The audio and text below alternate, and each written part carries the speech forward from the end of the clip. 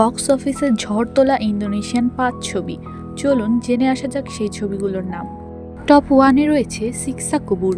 ভয়, ধর্মীয় ভীতি এবং মানসিক ট্রমা নিয়ে তৈরি এই ছবিটি ২০২৫ সালে খুবই আলোচিত এবং আয় করা ছবি। টপ 2-এ রয়েছে বাদারাউই দি দেসা পেনারি। লোককথা, অভিশাপ এবং নৃত্য নিয়ে তৈরি এই ছবিটি কেকেএন ইউনিভার্সের অংশ।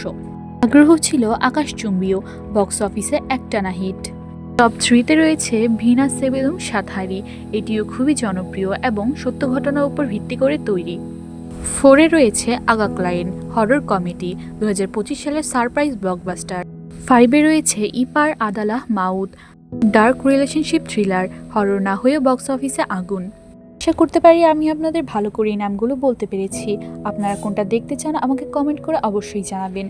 অবশ্যই আমি এটি লং ভিডিওতে আপলোড করব।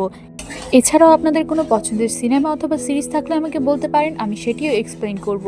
ধন্যবাদ।